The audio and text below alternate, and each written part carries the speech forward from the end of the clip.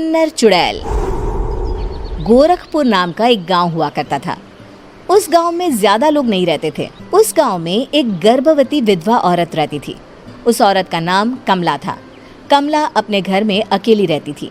उसके पति की सारी जायदाद उसके नाम हो गई थी, पर सभी गांव वाले उस औरत को मनहूस औरत समझा करते थे और सभी उससे नफरत किया करते थे।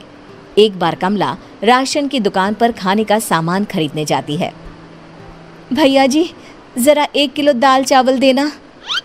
अरे हाय हाय हाय हाय हाय, अरे मनहूस औरत, मेरी दुकान में अपशुगन करवाने आ गई क्या?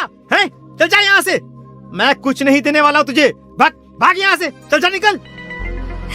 भैया जी, ऐसा मत कहिए, मैं गर्भवती हूँ, मुझे खाने की बहुत जरूरत है, मुझे खाना दे दीजिए। दुकानदार कमला को वहां से धक्के मारकर भगा देता है।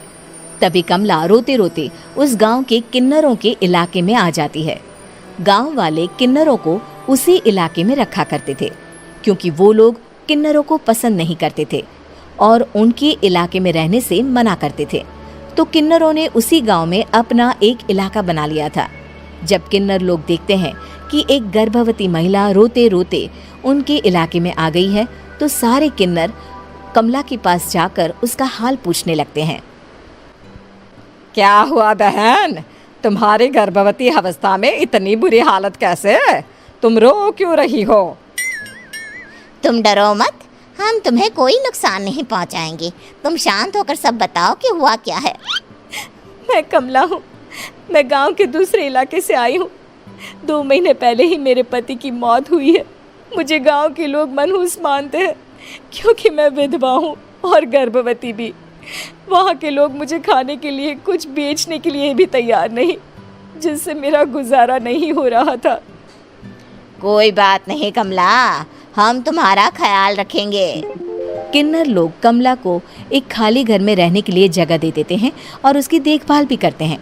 कुछ ही महीने बाद कमला अपने बच्चे को जन्म देती है, पर अफसोस, कमला बच्चे को जन्म देते ही अपनी जान गंवा देती है। जब सब किन्नर बच्चे को देखते हैं तो बहुत खुश हो जाते हैं, क्योंकि वो बच्चा भी किन्नर ही था। कमला ने एक किन्नर बच्चे को जन्म दिया था। अब इस बच्चे की देखभाल कौन करेगा?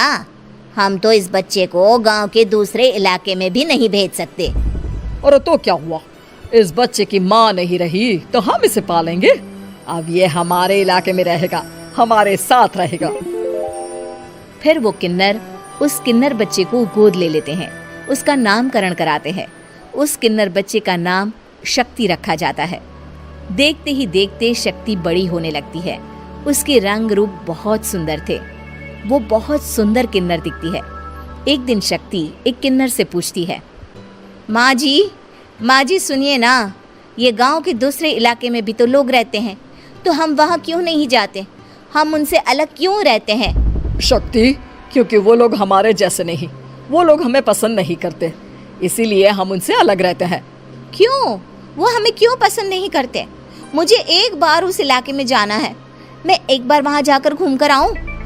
शक्ति, खबरदार, जो तू उस इलाके में कभी भी गई तो अपनी जान नहीं गंवाना चाहती तो उस इलाके में कभी कदम भी नहीं रखेगी, समझी? इतना कहकर वो किन्नर वहाँ से चली जाती है। शक्ति उस किन्नर की बात सुनकर बहुत रोती है। माँ जी, ऐसा कैसे कह सकती है? उन्होंने इतनी सी बात के लिए मुझे इतना डांटा। अब तो मैं उस इलाके में ज़रूर जाऊंगी। फिर एक दिन शक्ति गांव के दूसरे इलाके में चुपके से जाती है। ये लोग तो हमारे जैसे ही इंसान हैं, तो ये हमसे नफरत क्यों करते हैं? जब शक्ति उस इलाके में पहुंचती है तो गांव के सारे आदमी उसके रूप से मोहित हो जाते हैं। वो लोग ये अंदाज़ा नहीं लगा पाते कि वो किन्नर है। शक्ति की सुंदरता देखकर सारे गांव वाले उसकी तारीफ करने लगते हैं। तभी गांव का चक्कर लगाने गांव के जमींदार का बेटा हर्ष वहां पहुंचता है। हर्ष भी दिखने में बहुत सुंदर होता है। जब हर्ष ने शक्ति को देखा तो वो भी उससे मोहित हो गया, और जब शक्ति की नज़र हर्ष पर पड़ी तो वो हर्ष को देखकर मोहित हो गई। आपको पहले कभी इस गांव में देखा नहीं। इस गांव में आप नए हैं क्या? जी नहीं, वो मैं बस।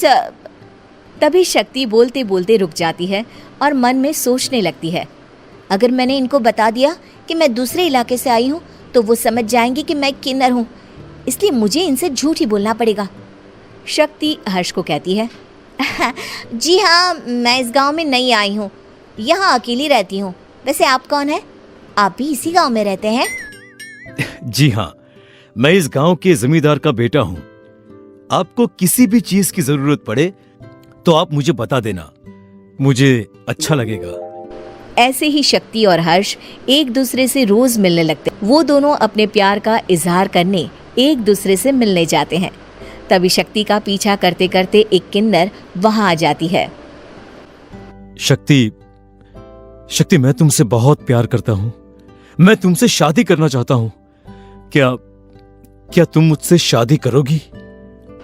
हाँ हर्ष, मैं तुमसे शादी करूँगी, पर मैं तुमको अपने बारे में एक सच्चाई बताना चाहती हूँ जो मैंने तुमसे छुपा कर रखी है। तभी उनके बीच में ही वो किन्नर आ जाती है। शक्ति, तेरी हिम्मत कैसे हुई ऐसा करने की? वो किन्नर शक्ति को खींचकर गांव के जमींदार के पास ले जाती है। हर्ष भी वहां शक्ति को बचाने के लिए पहुंच जाता है। जमींदार शक्ति और हर्ष के प्यार के बारे में सुनकर गुस्से में आ जाता है और शक्ति को गांव के बाहर निकालने की सजा देता है।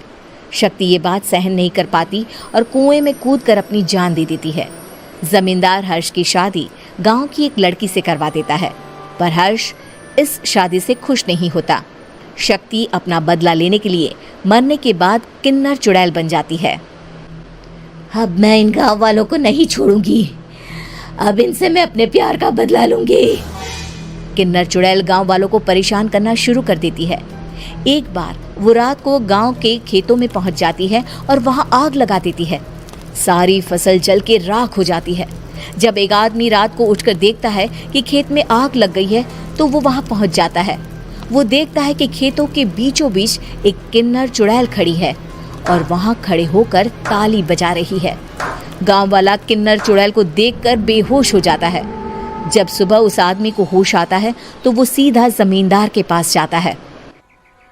अरे जमींदार साहब, अरे वो किन्नर चुड़ैल ने मेरी सारी फसल जला दी। अब मैं क्या करूंगा? क्या होगा मेरा? जमींदार चुड़ैल किन्नर का नाम सुनते ही सब कुछ समझ जाता है। अब वो बहुत डर जाता है। उसी रात को जब जमींदार डर के मारे अपने कमरे में सो नहीं पाता, तभी वहां अचानक से किन्नर चुड़ैल आ जाती है। किन्नर चुड़ैल जोर जोर से जमींदार के आगे खड़ी होकर हंसने लगती है और ताली बजाने लगती है। जमींदार उस डरावनी किन्नर चुड़ैल को देखकर बहुत डर जाता है। तूने मेरे साथ बहुत बुरा किया, अब मैं तुझे जान से मार दूंगी। नहीं नहीं नहीं नहीं नहीं, मुझे माफ कर दो, मुझे मत मारो। मैं कभी ऐसा दोबारा नहीं करूंगा। अब तुम जो बोलोगी वही मैं करूंगा। ठीक है, मैं चाहती हूँ कि किन्नर इलाका गांव के इलाके से जुड़े और गांव का कोई भी आदमी किन्नर समाज से द्वेष ना करे, उससे नफरत ना करे, नहीं तो मैं सारे गांव को मार दूंगी। और तुम गांव में एक नया कानून बनाओ कि अगर किसी ने भी किन्नर समाज को हानि पहुंचाने की कोशिश भी करी या इनसे भेदभाव करने की भी कोशिश करी तो उनको कड़ी से कड़ी सजा मिलेगी। हाँ हाँ हाँ हाँ, मैं ऐसा ही करूंगा। तुम जो बोलोगी वो मैं करूंगा, पर मुझे जाने दो प्लीज। तब वो किन्नर चुड़ैल वहां से चली जाती है। गांव का जमींदार किन्नर चुड़ैल का कहा मानते हुए दोनों इलाकों को एक कर देता है और नया कानून भी लागू कर देता है। तब से वहां किन्नर समाज और बाकी गांव वाले शांतिपूर्वक रहने लगे।